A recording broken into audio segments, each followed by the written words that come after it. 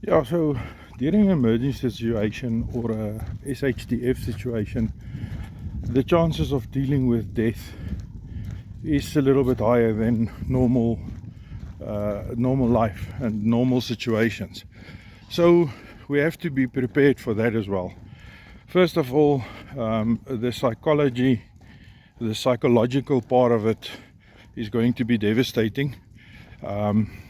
Like in a normal situation, dealing with death is not easy.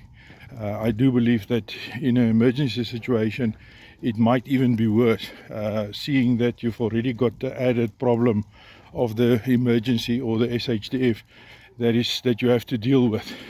Add the death to that, and it can really be a bit very traumatic. So yeah, that's just the introduction to this section of the video. So let's get right into it. I think we have to be honest with each other and say that dealing with a death in a SHDF or emergency situation is going to be more traumatic than any other time or any other situation.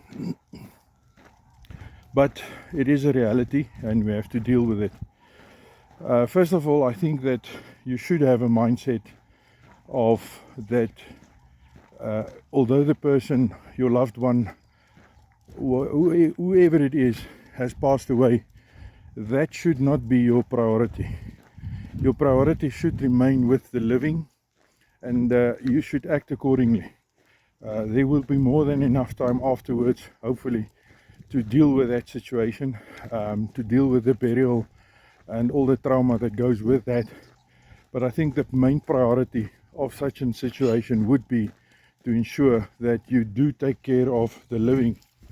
And yeah, like I was trying to say, is that your priority should remain with those that is still alive, dealing with, or first of all, putting them as a priority, the ones that's still alive, the ones that you can take care of, and then dealing with your medical emergencies. And then after that, when the situation is under control, or to such an extent that you can actually do something about it, then we will have to deal with the deceased. Now, it might sound very easy to say that, and to a certain extent it is easy to say that, but that should be your mindset. That should be the way that you think and the way that you prepare. Whether it will be practical and whether I will actually be able to put my money where my mouth is in that situation is totally up for discussion. I've never been in a situation like that, so I cannot tell you that that would be the situation, or that would be the procedure, or the way that I will be able to deal with it. But yeah, that's just a little bit of an insight into what I think should be your priority dealing with death in an emergency situation or a SHDF situation.